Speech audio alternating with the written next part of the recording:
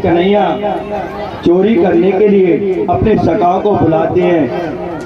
ओ भैया मनसुखा, अरे रेंडा पैंडा जपा झपटुआ, ओ भैया मधुमंगल श्री रामा, और दारी के मनसुखा, और सासू के मनसुखा, मनसुखा कन्हैया इधर माइक ले लीजिए।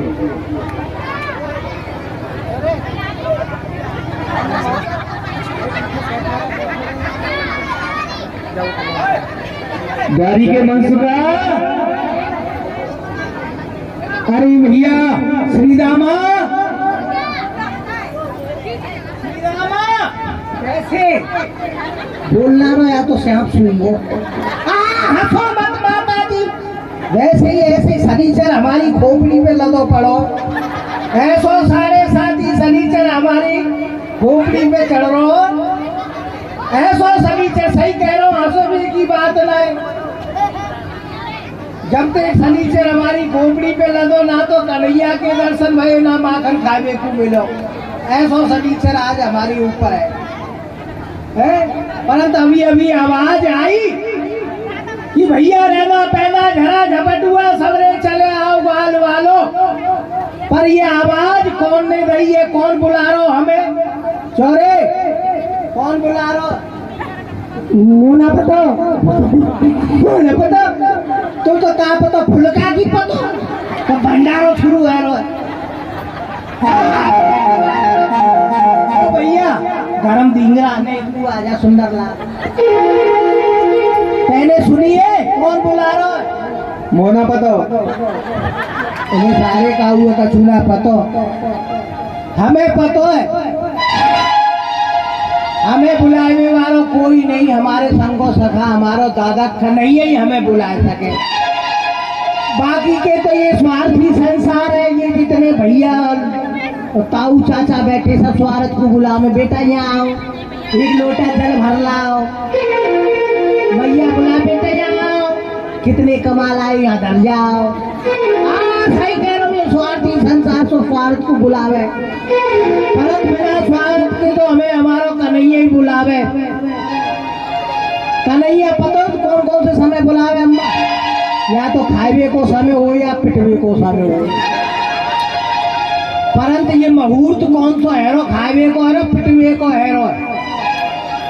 पंडित जी अपने पटवारा देखियो खोल के, मुहूर्त का कह रहा, खावे को समय है रो, पिटवे को?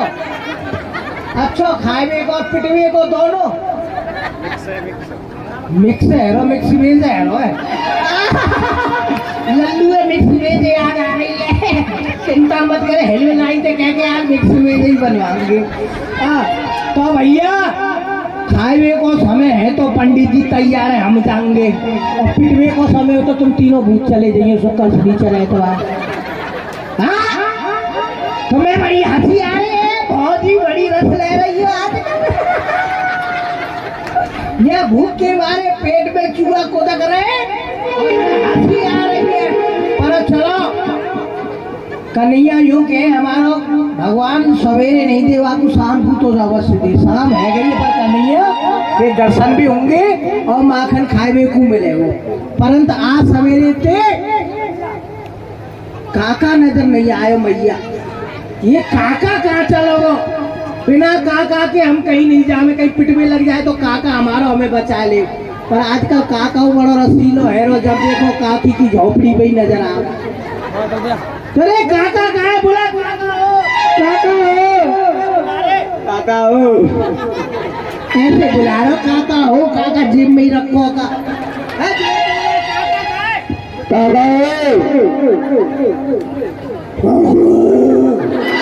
अरे भैंसा सुरन लगा रो, ने रस में बोल काका रसीलो है, रस की बात है सुने, देख मैं बुलाओ, ओ काका हो,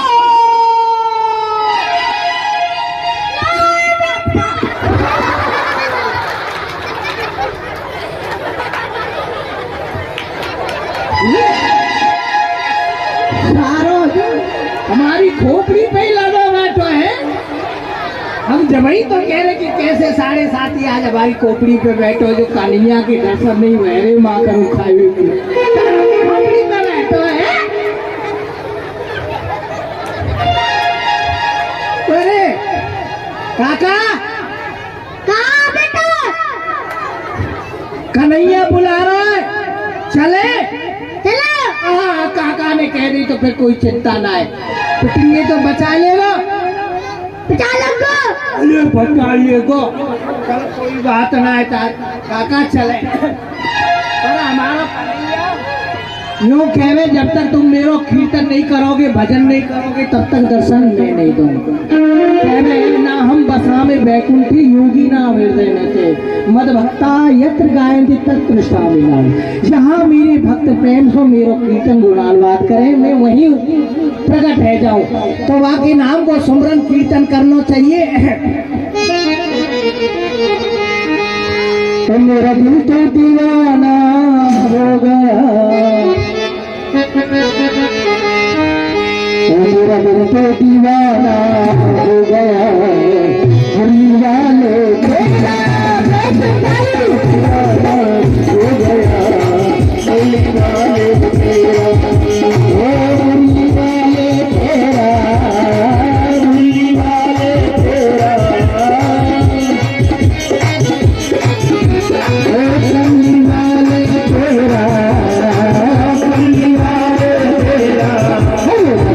दीवाना हो गया, हरी वाले तेरा।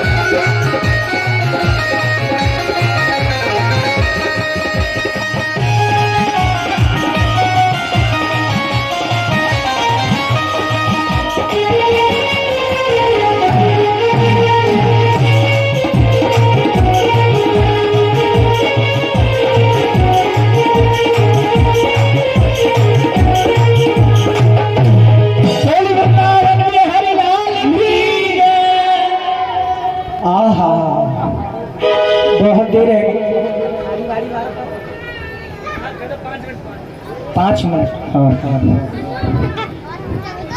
वृंदावन कौन कौन गया है? हाथ उठाइए, वृंदावन कौन कौन जावे? अरे वाह, बहुत लोग गए हैं। तो वृंदावन में गए हो तो वृंदावन में हमारे यहाँ बड़ी बड़ी विदेशन के अलबेली आई है, अलग ही अलबेली है। जो हमारे देश गांव की ने वो संस्कृति छोड़ दी, पहरावा छोड़ दी, परंतु विदेशी लोगों ने आजकल वो अपना ली है। तो एक ब्रज गोपी आवे, आपने तो देखी होंगी, विदेशी है नारायण लोग, अंग्रेज लोग बड़ी बढ़िया सुंदर लहंगा फरिया पहन के बढ़िया है ना, देखिए ना पकम्मा लगा में और नित्य प्रति ठीक समय पे बाकी बिहारी के मंदिर पे पहुंच जामे। क्यों जामे? अपनी गोविंद को रिझाए, 16 श्रृंगार करके केवल खंबा की आड़ में केवल बाकी बिहारी की नजरन पे नजर मिलाए के बात करें। क्यों भी कन्हैया, आज तो तुम हमको दर्शन बहुत देर में दे रहे हो ना, बड़ी भाव की बात करें तो वो अलमेली है, वो कहाँ गा रही है? और मैं तो ब्रज का हूँ बाल मस्त मन सुखा लाल, मैं तो ब्रज का हूँ बाल मस्त मन सुखा लाल, मेरे साथ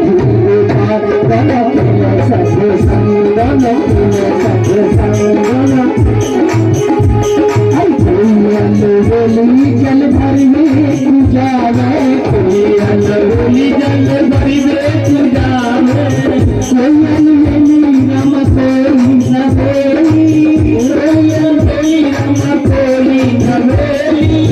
अलबेली मैया अलबेली कहते हैं हमारी ब्रज में। एक तो यह अलबेली सरकार श्री राधा रानी है, जो सब दुनिया के पूरे संसार पे अलग है अलबेली सरकार। और एक अलबेली जो है एक दीवानी हमारे ब्रज में आईजी डीआईजी नथुनिया पहन के घगरिया पहन के बोले हैं, है ना। तो ऐसी अलबेली हमारे ब्रज में दर्शन में तो नाय देखी होगी। अलबेली बता दो कैसी अलबेली वो? कोई अलबेली जल भर में तू जावे, अलबेली जल भर में तू जावे, अलबेली जल भर में तू जावे।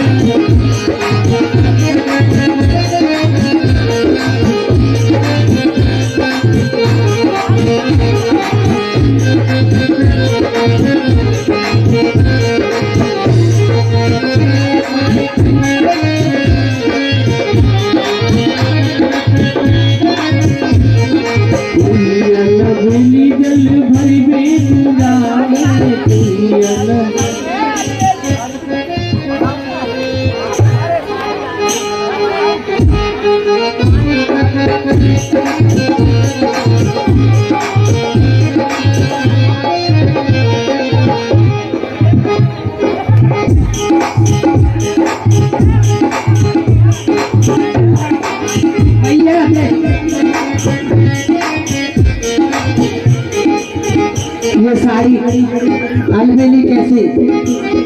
अरे ना साड़ी ला आ गई शहरन की आजकल ऐसी ऐसी अलबेली शहर में डोले। देखिए कैसी शहरन की अलबेली, उनके पीछे पल्ला इतना लटका रहेगा। नगर निगम नगर पालिका की आवश्यकता ना, रूम पीछे पे साफ है तो चलेगा। सर पे पल्लू नहीं रख सके, चाहे जेठ हो चाहे खसम हो चाहे छोसर हो, काऊ की शर्म नहीं। आजकल ऐसी ऐसी मैडम है गई है और ऊंची लड़ी की सैंडल पहनेंगी, खसम चाहे ठेंगना सो हो। सही कह रहा हूँ, खसम चाहे ठेंगना सो हो पर ऊंची लड़ी की सैंडल पहन के ऐसी चढ़ेगी और फर्श और लटका ले। फर्श फर्श है कि पर्स है? पर्स भैया, मैं तो अंगूठा उठा दूँ। ऐसा पर्स है जैसे बहन जी के पास से लटका लेंगी। और आजकल वो ऑफिस में जामे और फर्श में ही सभी व्यवस्था रे, ऑर्डर फॉर्डर लिस्टिक पिस्टिक, ना स्टैंड है देखे ना बस स्टैंड है देखे। जहाँ मैं तो पाऊँ, सही कह रहा हूँ, हटाए बटे ऐसी मैडम है गई है, ना चौराहे देखे ना दुराए देखे, जाने मेकअप फीको बायो मार्केट खुल जाए। भाई मैं सबरी व्यवस्था रहे और भाई आजकल वो बवाल और चढ़ो जैसे माता जी के बवाल है कि मोबाइल है। वही है, आजकल सबरी व्यवस्था यही में उत्पन्न है गई है। जितनी सुविधा बातें ज्यादा दुविधा है। कान में खूंटी सीने लगा लेंगे, मंद मंद भजन चले, पता कौन सा भजन सुने, और उनको ब्यूटी पार्लर को काम शुरू रहे कैसे जिया बेकरार है, आहा आई बाहर है, आहा जिया बेकरार है, आई बाहर है, आजा मेरे बाल माँ। मेकअप है गया, अब घड़ी में बज रहे 9:09, ऑफिस में देरी है गई, बॉस डांटेंगे। अब जा रही है जल्दी जल्दी ऊंची एड़ी की सैंडल पहन के, कैसे जैसे राजस्थान में ऊँटनी चले ना मारवाड़ में, तब ऐसे चले ऊंची एड़ी की सैंडल पहन के, और जैसे जल्दी जल्दी में धोती में जावे, और जैसे ऑफिस में घुसे, आजकल ऑफिस में बड़े बड़े मार्बल सिग्नेटरी में लगे हुए, जैसे ऊंची एड़ी की सैंडल आना एकदम चारों घाव अच्छे एकदम गिर पड़े। काम ने नहीं देखो तो कोई बात नहीं, देख ली तो फिर कहे सॉरी सॉरी सॉरी। ये तो है ही शहर की, और एक है हमारे ग्रामीण माताएं बहनें जो आज भी संस्कृति बनी हुई है। वो ढाई हाथ को घूंघट जरूर मारेंगे, चाहे घूंघट में तो 4 गाड़ी दे देंगे, मिट्टी के कड़ी खाए तेरो धुआं कर लो, पर घूंघट लग जा वो जरूर लेंगे, है ना। वो कैसे धोती रह गए, यही के काम था भैया कौन कोई फक। अब वो घूंघट मार के हमारी घर गावन की है ना कैसी संख्या है, ऐसे घूंघट मार लेंगे। अब खोपड़ी पे मटकी, बस मटकी रख के अब जा रही, कैसे गाती हुई जा रही है, और रंग मत डारे रे सामरिया मार मारे रंग मत डारे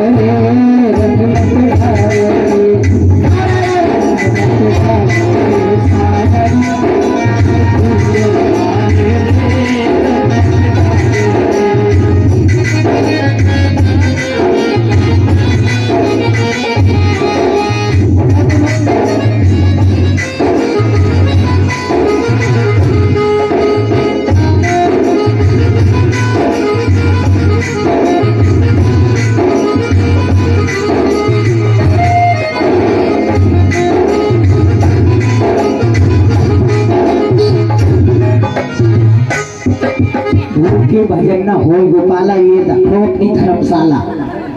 बहुत देर रह गई यहाँ, भूख लग रही है, कन्हैया के दर्शन ना है, बहुत देर नाच लिए गा लिए भजन कर लिए, पर कन्हैया ना आए। कन्हैया रे, आजकल कन्हैया बड़ा रस ले रहा है, जब देखो ब्रज गोपी के बीच में बंसी बट पे बंसी बजावे नहीं रह जावे। ग्वालन की चिंता ना का भूखे प्यासे कहाँ गर्मी में मर रहे।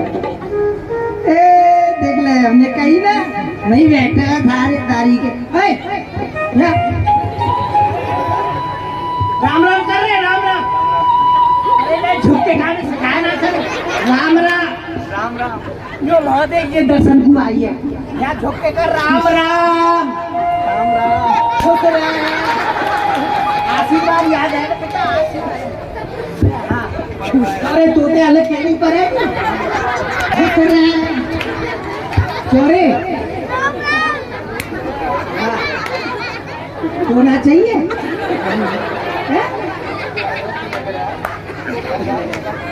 भैया सबने ले लियो, मैं ले लो। कन्हैया थोड़ा सा दिए, ज्यादा नहीं, 100 ग्राम है ना, ले लो। कन्हैया थोड़ा ही दियो। अरे कन्हैया राम राम।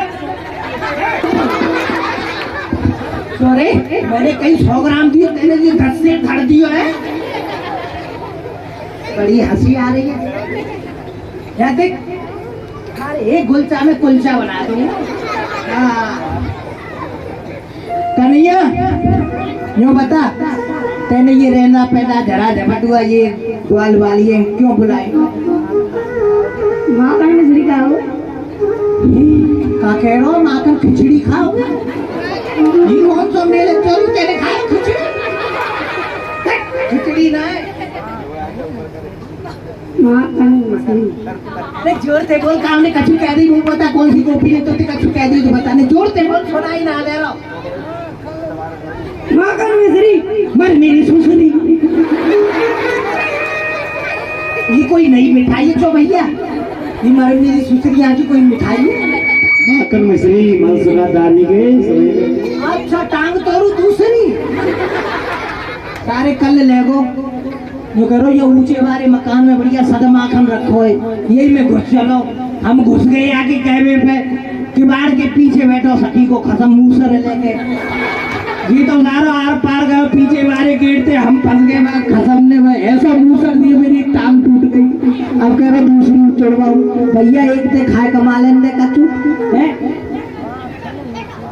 माखन मिश्री माँ घने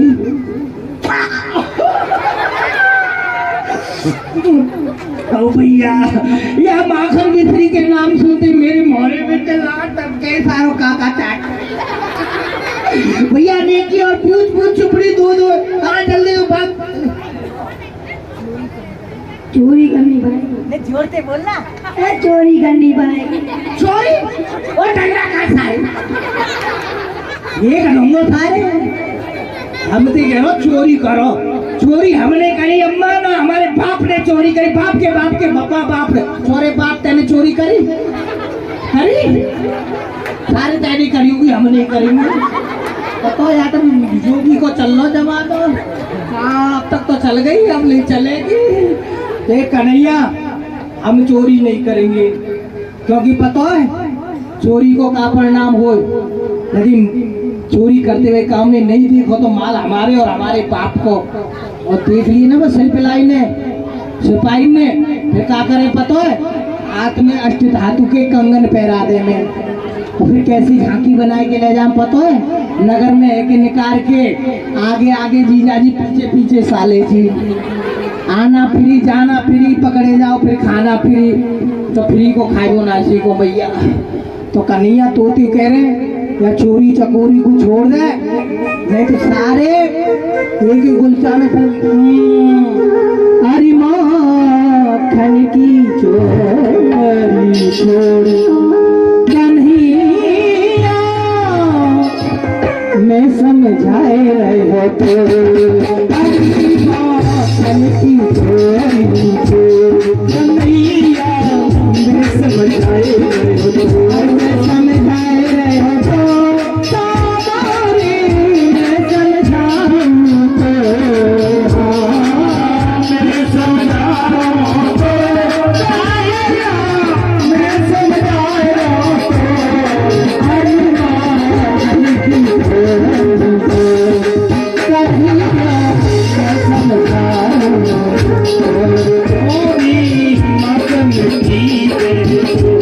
कन्हैया, मैं समझाऊं तो,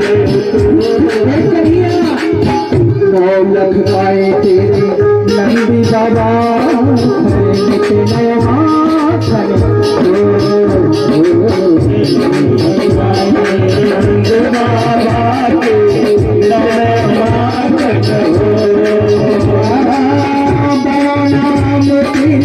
नंदी बाबा बड़ा नाम तेरे, नंद हंसी हमारी माखन की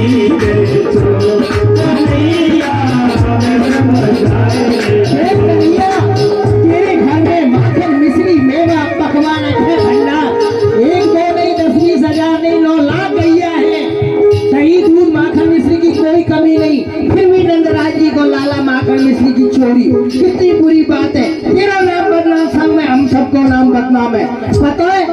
और एक बात और नहीं सुनी तेने, बरसा में ते आकी हो सगाई, निसकत चाहे चाहो नहीं, बरसा में ते हो सगाई, इसमें चले जाओ, बड़ी खरन की रात दुलारी, बड़ी खरन की रात दुलारी, माखन की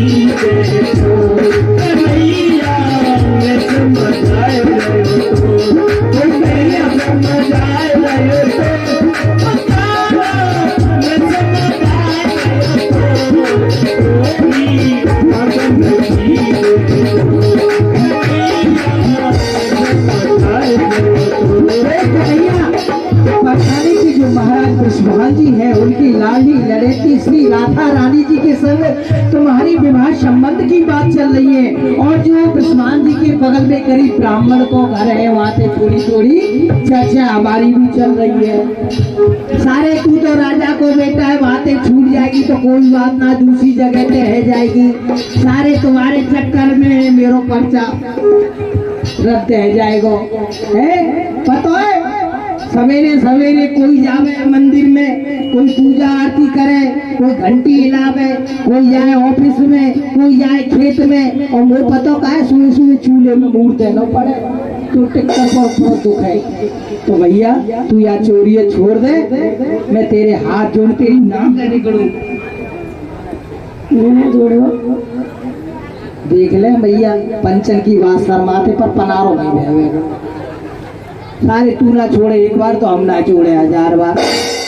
तू गुरु हम छेला, चले अब के कुंभ के मेला, मैं मिले वो माखन को डेला बता चले। कौन से घर में चले? सामने वाले में। सामने वाले हैं। अच्छा बढ़िया सद माखन रखो है, चलो आज ही मटकी ने देखेंगे। चलो अरे नटी गटे नटी गटे माखन खा गया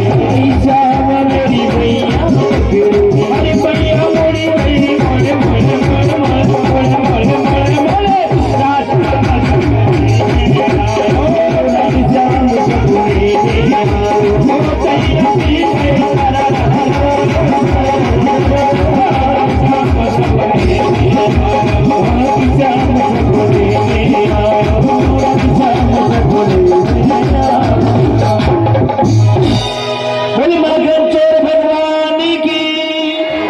मैं सभी से निवेदन करूंगा जितने भी भक्त हमारे खड़े हैं, जहाँ जिसको जैसे जगह मिले वहाँ अपने स्थान बैठ जाए। राधे जय श्री राधे। हमारी माता बहना भाई बहन जितने भी मेरी बात सुन रहे हो सभी से निवेदन है जो से बोलो राधे। अब तो आपने काफी माखन लूटा। सुखदेव जी कहते हैं राजा परीक्षित, भगवान ने अनेक लीलाएं की, माखन चोरी लीला, मटकियों को फोड़ा, राक्षसों का वध किया। इधर बताया जाता है क्या हुआ बहना राधे।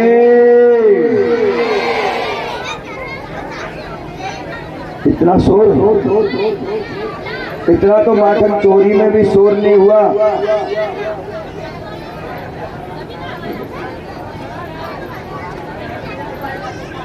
तो जब भगवान माखन चोरी लीला करते हैं, आज भगवान कन्हैया बछड़े चराने जाते हैं और बलराम जी गाय चराते हैं।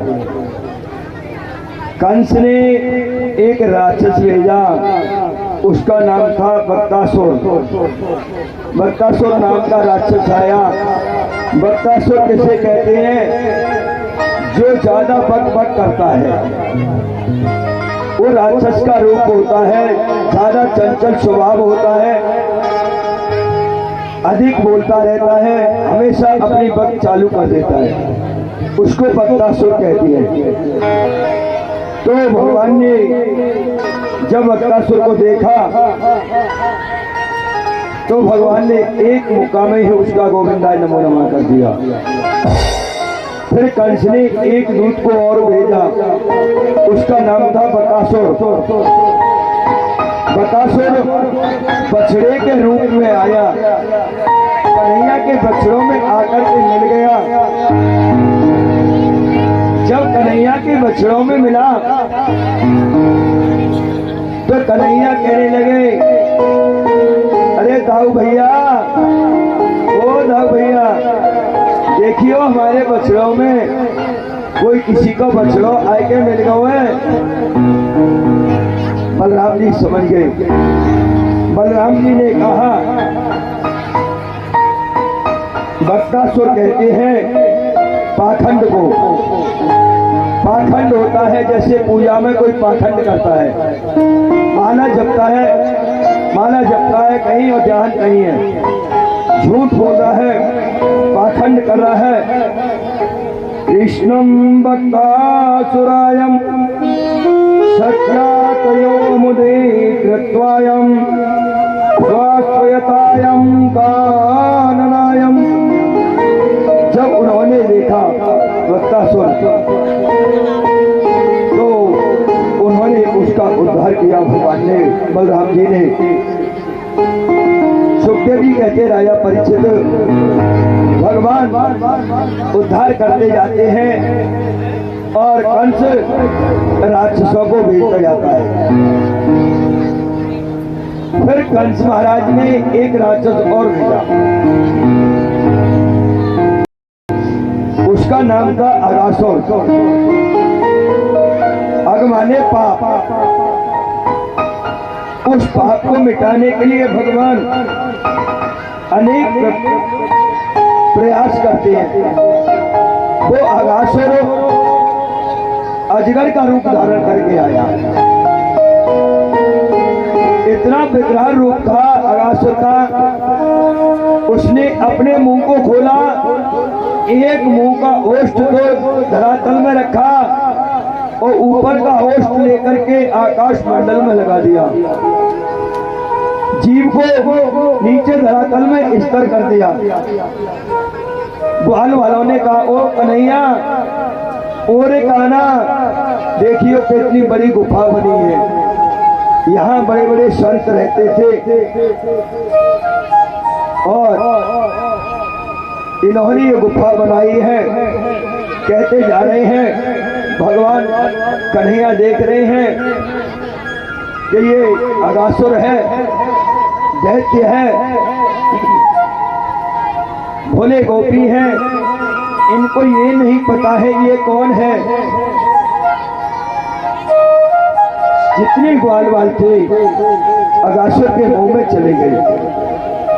उनके पास में जितना खाने की सामग्रियां थी, व्यंजन थे, अगासुर के दांतों को देखा तो ग्वाल वाल बोले, ओ कन्हैया देखो संतों ने कितनी अच्छी कुटी लगा दी है, टांगने की व्यवस्था अच्छी है। उनके दांतों पे उन्होंने खाने की जो व्यंजन ले गए थे अपने अपने झोलाओं में वो टांग दिए और अगासुर की जीभ पे कुलकते हुए जा रहे हैं, बड़ी मुलायम है। भगवान ने सोचा, जब मेरे सका नहीं रहे, मेरे मित्र नहीं रहे, अगासुर के मुंह में चले गए, तो मैं रह के क्या करूंगा। अगासुर के पेट में चले गए। आज सुखदेव जी कहते हैं, राजा परीक्षित, भगवान की आंखों में आंसू आ गए, भगवान भी अगासुर के मुंह में चले गए। जाकर के उन्होंने देखा अगासुर ने अपनी श्वास बंदूक को खींच लिया है, अंदर वायु प्रवेश नहीं होने दे रहे हैं। जितने ग्वाल वाल थे सब मूर्छित होकर गिर गए उनके पेट में, उधर में। कन्हैया ने जाकर के एक विकराल रूप लिया और उसके पेट को ब्रह्मांड से फाड़ते हुए बाहर निकले, अपने शटाओं को, मित्रों को निकाला। अस्मानायम क्रीमंत्रायम ग्रीसकायम निवारणायम ते चेतम वकावादायम ते वकानम नोमुचितम। 1 साल तक ग्वाल वाल मूर्छित पड़े हुए। सुखदेव जी ने राजा परीक्षित को कहा, कन्हैया ने ये पता नहीं चलने दिया 1 साल कब व्यतीत हो गई, 1 वर्ष कब व्यतीत हो गई। आरोणम आरणायम मोहंतो महीयानायम।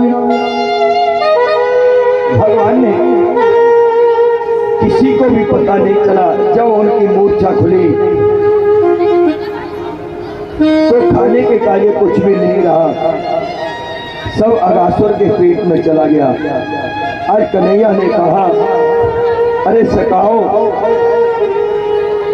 आज मैं तो मद मंगल के घर का ही भोजन करूंगा, मद मंगल के घर की प्रसादी पाऊंगा, अन्यथा मैं आज जल भी ग्रहण नहीं करूंगा। मद मंगल पूर्णमासी का बेटा था, प्रोतानी का। आज भगवान ने ऐसे कहा, विभ्रष्टम वेणुरायम जरणाम पटेयम संबंधते कंचतम वामेयम प्राणायम रोश्रणायन्ते तत्फलायम गुलासिनम तिष्ठताम अध्यायम स्वपरिहकम आशन्यो नयामयतमेवं स्वर्गम लोकामि संतेयम विस्मन्तोयम बालकेनम। आज तो वो उनको यही नहीं पता कि हम मूर्छित हुए स्वर्ग में गए या पृथ्वी पे थे। मद मंगल से कहा, मद मंगल रोता हुआ अपने घर गए, अपनी माता पूर्णमासी से कहा, हे मैया, आज कन्हैया ने कहा है, आज कन्हैया ने कहा है कि मैं तो मद मंगल के घर की प्रसादी पाऊंगा। अंदर आ जाइए। तो उन्होंने पूर्णमासी ने कहा, बेटा मधुमंगल, मेरे घर पर तो 15 दिन से चूल्हा नहीं जला है, खाने के ताई चावल का एक दाना भी नहीं है। मैं कन्हैया के लिए क्या व्यंजन भोजन बनवाऊं? उन्होंने ऐसे कहा तो मधुमंगल ने कहा, मैया कन्हैया ने प्रण किया है, लाला की कुर्सी दे दो।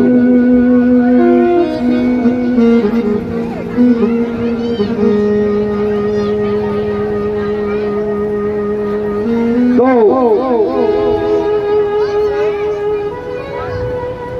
उन्होंने कहा 15 दिन से मेरे घर पे चूल्हा भी नहीं जला है। हे विधाता, तुमने इतनी गरीबी मुझे क्यों प्रदान की? भगवान को क्या प्रदान करना चाहिए? भगवान से सबको मांगना चाहिए कि साईं इतना दीजिए जामे कुटुम समाए, और मैं भी भूखा न रहूं और साधु न भूखा जाए। हे गोविंद, हे कन्हैया, हे गोपाल, हे नारायण, तुमने इतनी दरिद्रता मुझे क्यों प्रदान की? आज भैया पूर्णमासी रो रही है, मधुमंगल भी रो रहा है, नन्ना सा सका है कन्हैया का। आज पूर्णमासी ने कहा, बेटा मधुमंगल, मेरे घर पर कुछ भी नहीं है, 15 दिन की बनी हुई खट्टी छाछ की कड़ी जरूर रखी है बेटा। मधुमंगल ने कहा, मैया जो भी कुछ है मुझे प्रदान करो। आज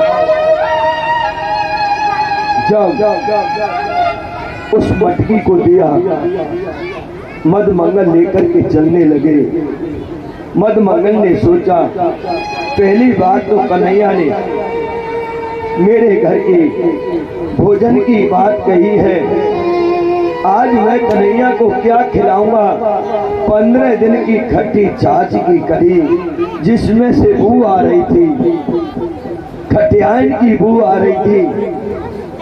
आज लेकर के मटकी को मधुमंगल चलती है और मन में सोचते जा रहे हैं, रोते जा रहे हैं।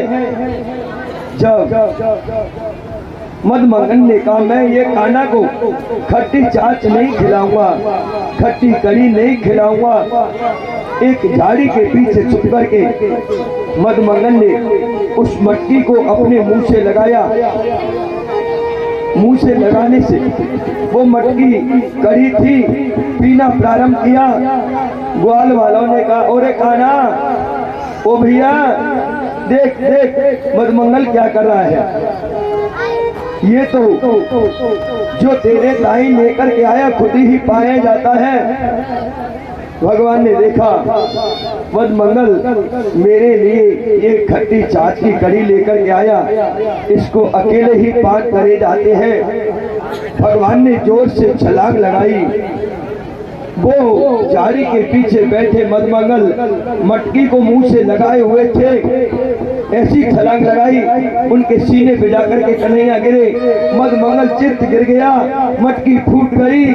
भगवान ने अपना दाया हाथ मधुमंगल के मुंह में दे दिया और सीधे हाथ से और मधुमंगल के मुंह में से कड़ी निकाल करके भगवान ने खाना प्रारंभ कर दिया।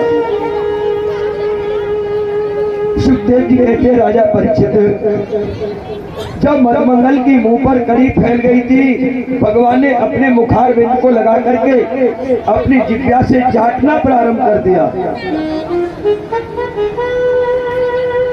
सुखदेव जी कहते, राजा परीक्षित, एक बार बोलो राधे,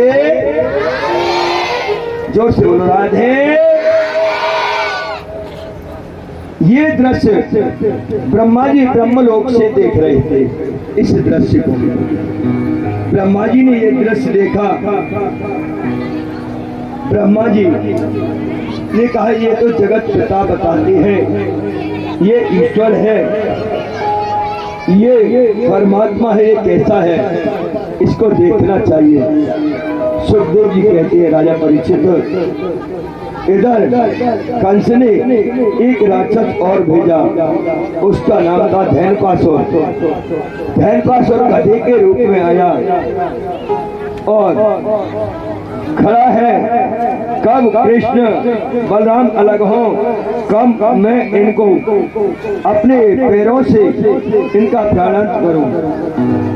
अन्येनम ममता वैष्णवम ममता प्रेमम संपदाम भावम सेवम एवं सम्यकम बोध्यम प्रेमम निध्यतम। भगवान का प्रेम तो अपने सखाओं के प्रति था। उस गधे को देखा, भगवान समझ गए राक्षस का रूप है। भगवान ने उसके पैर को पकड़ करके ऐसे घुमाया, ऐसे घुमाया कि उसको चक्कर घुमाते हुए धड़ाम से जमीन पर उसका गोविंदा नमो नमः हो गया। आज सुखदेव जी कहते राजा परीक्षित, भगवान अनेक लीलाएं करते हैं। आज जब भगवान मैया यशोदा के पास में माखन मिश्री पा रहे थे, उसी समय पे ग्वाला आया। ग्वाले ने आकर के कहा, बाबा ओ बाबा, आज भी गैया मर गई। ग्वाला ने कहा, नंद बाबा ने कहा, धीरे बोलो, कान्हा सुन लेगा, बलराम सुन लेगा। बाबा धोखे से गैया चली गई और यमुना में जाकर के उसने जल पिया। जल पीते ही मैया गैया मर गई। बाबा जब गैया का प्राणांत सुना तो नंद बाबा ने कहा, हम यहाँ नहीं रहेंगे, इस यमुना का जल इतना विषैला हो गया है, जीव जंतु भी इसके ऊपर से उड़ करके जाता है तो उसका भी प्राणांत हो जाता है। ये बात कन्हैया ने सुनी। कन्हैया अंदर से आए, चुप करके ये बात सुन ली। कन्हैया ने दूसरे दिन क्या किया, अपने सखा को लेकर के यमुना पे गेंद खेलने के लिए गए। बलराम जी को साथ नहीं ले गए। आज जब गेंद का खेल खेलते हैं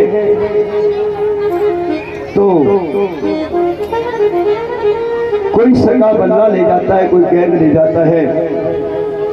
कन्हैया ने गेंद को लेकर के ऐसे जोर से मारा, काली भैर में चली गई। अब सखा बोला, श्री धामा कहने लगा, वो कान्हा मैं तो गेंद वही लगो। उन्होंने क्या? हाँ, तुम्हें पता नहीं है वो गेंद किसकी है, किसकी बनी है? कि भाई और तुमको गेंद दिलवा देंगे। इस काली घे में कालिया नाग रहता है, इसका विष इतना भयंकर है, कोई जीव जंतु आकाश मंडल से भी उड़ के जाता है तब भी उसका प्राणांत हो जाता है। श्री धामा ने कहा, नहीं, गेंद तो मैं कोई लगू। गेंद काय की बनी? बोले गेंद मेरी चाची की, नानी की, दादी की, फूफी की, काकी की दादी की लहंगा की बनी है, वही गेंद चाहिए। वो अब बताओ, दादी की, चाची की, नानी की, फूफी की, दादी की, काकी की लहंगा की, अब कहां से ढूंढे? आज कन्हैया कदम के वृक्ष पर चढ़ जाती है और ग्वाल वालों ने मने किया, भगवान काली भय में कूद जाती है। वहां जाकर के कालिया को जगाया। 100 फण हैं, उनकी 3 पत्नियां हैं और उन्होंने मने किया, अरे कुमार, अरे लाला, तुम कौन है, लौट जाओ, मेरे पति जग जाएंगे तो अनर्थ हो जाएगा। भगवान ने कहा, मैं इसीलिए तो आया हूँ, आज उसका उद्धार करने के लिए काली भय पे आया हूँ। भगवान ने काली भय पे जाकर के गेंद खेला तो आज जैसे ही प्रवेश हुआ ब्रज में हल्ला हो गया। अरे कन्हैया काली भय पे गेंद खेलने गए थे, वो तो यमुना में कूद गए। अब तो गोपियां चिल्लाने लगी, मैया यशोदा बेहोश हो गई, कहने लगी काली भय पे खेलने आयो मेरो 1200 कन्हैया। तो काली भय पे खेलने के लिए आते हैं।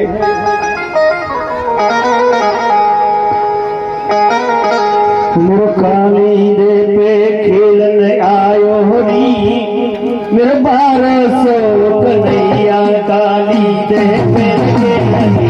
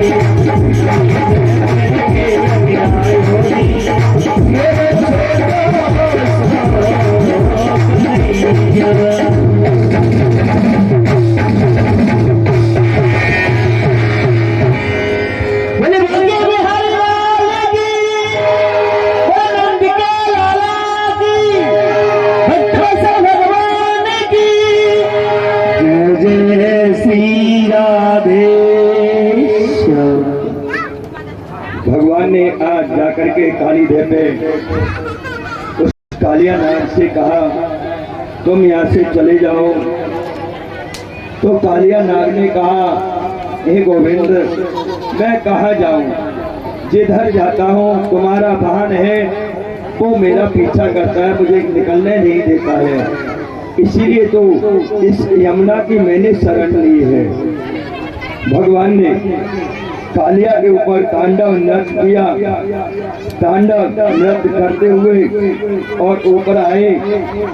भगवान ने कहा अरे कालिया, अब तुम्हारे फल के ऊपर मेरे चरणों के चिन्ह हो गए हैं, अब तुम्हें मेरा गुरु परेशान नहीं करेगा।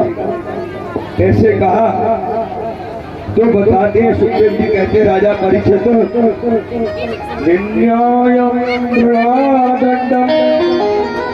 कुलेयं प्रदेय संबंधे फलेनां ग्रहेणायन्ते ऋतूयं सुताममीयम्। तो पहले गरुड़ के शत्रु थे, ऋतु थे, अब नहीं है, अब तो उनके मित्र हो गए हैं। जाओ रमण द्वीप में जाकर के वास करो। भगवान ने कालिया का वर्णन किया, सबको मुक्त किया, रमण द्वीप में भेज दिया और भगवान अनेक लीलाएं करते हैं। इधर गोपियां को शिक्षा देते हैं। भगवान जब गोपियां यमुना में स्नान करने जाती है तो गोपियां निर्वस्त्र होकर के स्नान करती है। उनके शरीर पर कोई भी वस्त्र नहीं है, निर्वस्त्र होकर के जल में स्नान करती है। भगवान ने कहा अरे गोपियों, भैया राधे राधे, थोड़ा शांति का कर दीजिए। उन्होंने कहा अरे गोपियों, तुम व्रत करती हो, कार्तिक के महीने में व्रत करती हैं, माता बहन देखा होगा, स्नान करने जाती हैं, 4 बजे चली जाती हैं। तो गोपियों से कहा स्नान करती अच्छी बात है, कात्यायनी माता की पूजा करती अच्छी बात है, आप हमको चाहती हैं वो भी अच्छी बात है, परंतु गोपियों निर्वस्त्र करके आप यमुना में स्नान करती हो वो अच्छी बात नहीं है। क्यों कि यमुना में जल के अंदर वरुण देव का वास होता है। जो भी प्राणी निर्वस्त्र होकर के जल के अंदर स्नान करते हैं उनको 1000 गौओं के पाप के बराबर उनको फल मिलता है। इतना पाप लगता है जितना 1000 गौओं का वध कर दिया हो, इतना पाप प्राप्त होता है। इसीलिए कभी भी निर्वस्त्र होकर के किसी भी जलाशय में स्नान नहीं करना चाहिए। जितने आपने 1000 गौओं का वध किया हो, हत्या की हो, उतना पाप लगता है। इतना ही पाप एक बार स्नान करने से, जल में निर्वस्त्र होने से लगता है। गोपियां नहीं मानी। गोपियां ने, भगवान ने काफी समझाया। हेमंतो प्रथमे मासेनम नंद ब्रज कुमारिकायं चीरुष्टायं भुजाजानं कात्यायना व्रतमेवं। हेमंत ऋतु में उन्होंने नंद गोप सुता को, कन्हैया को मांगा और माता कात्यायनी से प्रार्थना करती है। कात्यायनी महामाये माँ योगेश्वरी ईश्वरी नंद गोप सुता देवी पतमेवं कुरुते नमः। फिर कात्यायनी माता नंद की सुता को, कृष्ण को हमें पति रूप में प्राप्त हो जाए, हमें ये वरदान प्राप्त करो दो। जब ये मांगती है, कन्हैया ने काफी समझाया ये तो ठीक है। एक दिन कन्हैया अंधेरे में जाकर के गोपियों के जैसे ही यमुना में स्नान किया, उनके वस्त्रों को चुरा करके ले गए, कदम के वृक्ष पर लटका दिया। गोपियों ने देखा हमारे वस्त्र नहीं है। गोपियों ने कहा कन्हैया हमारे वस्त्र दे दो। कन्हैया ने कह दिया हमारे पास तुम्हारे वस्त्र नहीं है, ये तो मेरा कदम का वृक्ष है, इस पे तो फूल लगे हुए हैं तरह तरह के। गोपियां कहने लगी अरे कन्हैया एक वृक्ष पर एक प्रकार के फूल लगते हैं, तुम्हारा कैसा वृक्ष है अनेक प्रकार के फूल लगे हुए हैं। हाथ जोड़ के खड़ी हैं और प्रार्थना कर रही हैं गोपियां, हे कन्हैया संसार वाले देखेंगे तो क्या कहेंगे। कन्हैया ने कहा जब आपको हमने समझाया अरे गोपियों निर्वस्त्र होकर के यमुना में स्नान मत किया करो, जब तो आपने क्या कहा आप आ जाओ, बाहर आकर के अपने वस्त्र ले जाओ। गोपियां हाथ जोड़ के बोलती हैं कि कन्हैया हम निर्वस्त्र हैं, निर्वस्त्र जल में खड़े हुए हैं। शास्त्रों में बताया जाता है, सुखदेव जी ने कहा राजा परीक्षित भगवान के समय की आज भी ब्रज में 4 चीज है, पहले भी थी और आज भी है। भगवान के समय की यमुना महारानी पहले भी थी, गोपियां स्नान करने जाती, वो आज भी है। ध्यान देना भैया, राधे दोना की तरफ तो मन नहीं जा रहा है कि दोना में कुछ आ रहा है। अरे दोना तो अभी उड़ जाएगा। तो ध्यान दो, ब्रज में भगवान के समय की जो 4 वस्तुएं थी वो आज भी है। पहले तो यमुना महारानी भगवान के समय में न थी, वो आज भी है। दूसरी वस्तु है ब्रज रज, ब्रज की रज पहले भी थी आज भी है। तीसरी वस्तु है कात्यायनी माता का मंदिर। आप कभी भी वृंदावन जाते हो तो बिहारी जी के दर्शन करके वापस आ जाते हो। भगवान के समय के है कात्यायनी माता का मंदिर, जो रंग जी के बड़े बगीचा के सामने है। रंग जी का मंदिर है, उसके पास में है। कात्यायनी माता का दर्शन करना चाहिए। गोपियां स्नान करने के बाद में कात्यायनी माता के दर्शन करने जाती और कात्यायनी माता से प्रार्थना करती। और भगवान के जमाने की चौथी चीज क्या है समय की, गिरिराज धरण। गिरिराज धरण पहले भी थे, वो आज भी है, वो हमेशा रहेंगे। सुखदेव जी कहते हैं राजा परीक्षित जब गोपियां स्नान करके जाती और प्रार्थना करती कात्यायनी माता से, सबको प्रार्थना करनी चाहिए। कैसे प्रार्थना करती, हे माँ, हे कात्यायनी मैया, आप हमें ये नंद की सुध कन्हैया को प्राप्त करा दो। कात्यायनी महामाये महायोगेश्वरी ईश्वरी नंद गोप सुखम देवी पतिमेवं कुरु नमः। पति के रूप में प्राप्त कराओ माता। आज भगवान श्याम सुंदर ने गोपियों को शिक्षा दी और सुखदेव जी कहते राजा परीक्षित अनेक प्रकार से भगवान सबको शिक्षा देते हैं। और एक दिन बताते हैं कि भगवान जब गौएं चरा रहे थे तो ब्रह्मा जी ने देखा, ये जगत का पिता बताते हैं कैसा है, उनके गाय बछड़ों को, ग्वाल वालों को सबको चुरा करके ले गए। कन्हैया ने देखा, अरे ब्रह्मा तुमने ये अच्छा नहीं किया, तुम हमारे गाय बछड़े ग्वाल वाल सबको चुरा करके ले गए। भगवान ने अपनी योग माया से जितनी गाय थी, जितने बछड़े थे, जितने ग्वाल वाल थे, पुनः वैसा निर्माण। जब निर्माण हुआ तो 1 वर्ष तक किसी को यह पता नहीं चला ब्रज के अंदर कि योग माया से बने हुए गाय बछड़े ग्वाल वाले हैं या असली है।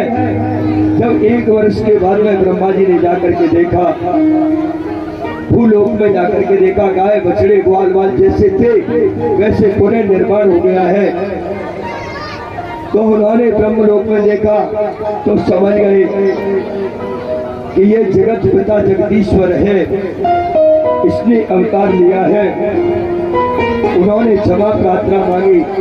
भगवान ने कहा, अरे ब्रह्मा, तुम हमारी परीक्षा करते हो, अपने पिता की परीक्षा लेते हो, हम नहीं तो तुम्हें ब्रह्म पद दिया है। सुखदेव जी कहते, राजा परीक्षित, अनेक प्रकार से भगवान ने ग्वाल वालों को, गोपियों को, सबको शिक्षा दी। भगवान कहते हैं जितनी श्रद्धा माताओं के अंदर होती है, बहनों के अंदर होती है, उतनी श्रद्धा भाइयों के अंदर नहीं होती है। भागवत में इसका प्रमाण है। एक बार कन्हैया गाय चरा रहे थे तो बहुत दूर निकल गए। ग्वाल वालों से कही, भाई बहुत जोर की भूख लगी है, कुछ खाने के दाई चाहिए। तो ग्वाल वालों ने कहा, कन्हैया आज तो हम गोकुल से, वृंदावन से काफी दूर निकल करके आ गए हैं, आपके लिए क्या लाए?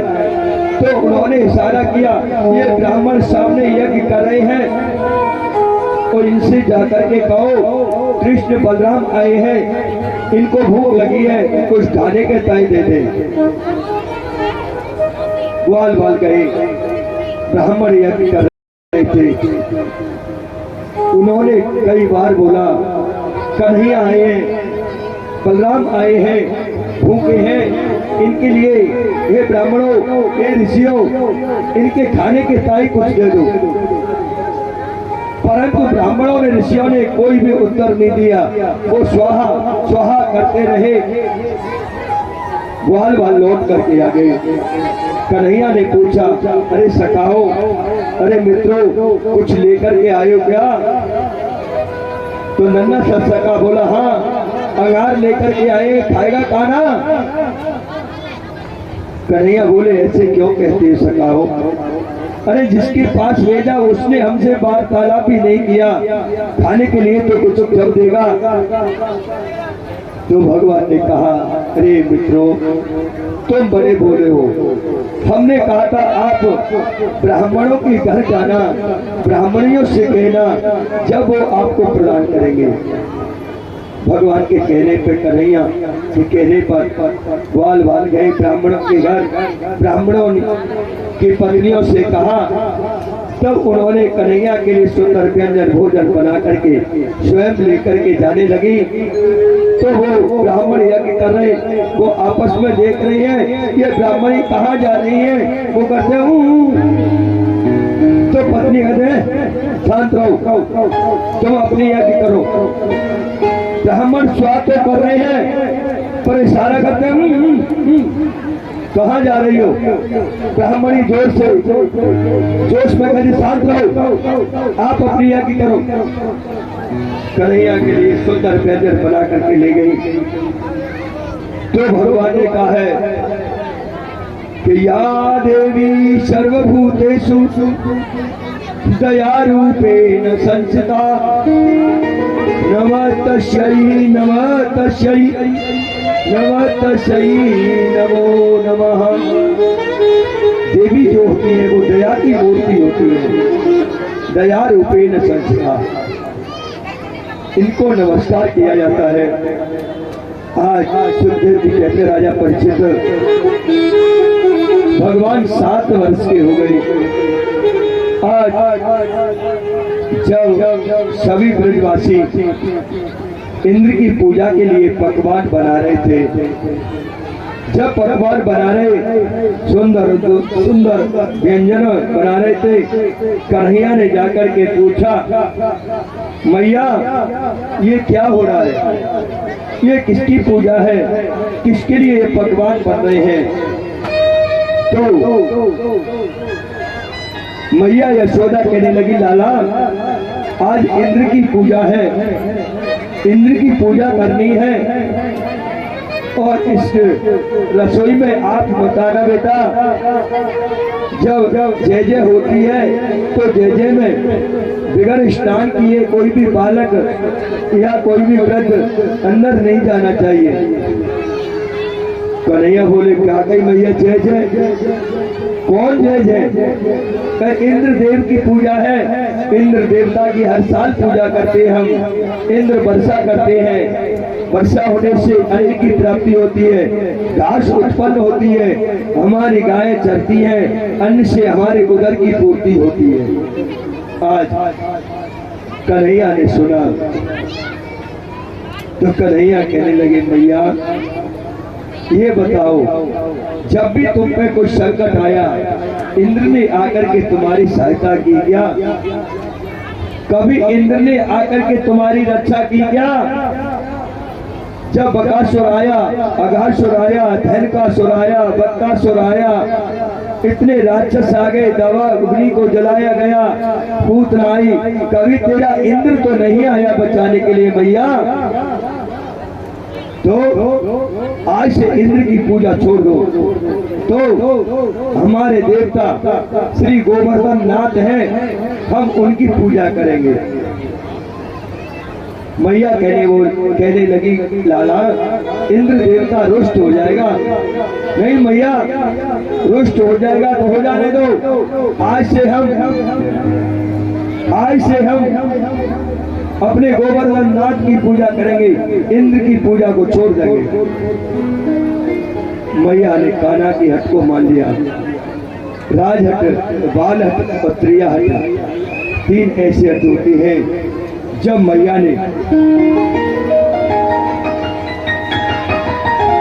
उनके कहने पर सभी ब्रजवासियों से कहा, अरे ब्रजवासियों, कान्हा कहता है आज से गोवर्धन नाथ की पूजा करेंगे।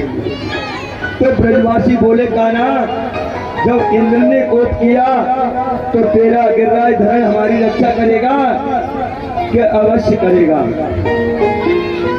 आज सभी ब्रजवासी गोवर्धन नाथ की पूजा के लिए थालों में व्यंजन सजा करके और जाने लगे। अनेक प्रकार के व्यंजन बनाए थे। कहते हैं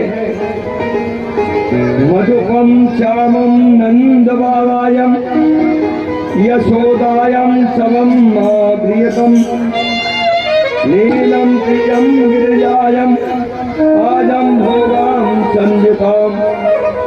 अनेक प्रकार के नंद बाबा यशोदा मैया 56 प्रकार के भोग सजा करके सभी ब्रजवासी गिरिराज धरण की पूजा के लिए चल दिए और बड़े भाव से कीर्तन करते हुए जाते हैं। अब सभी गिरिराज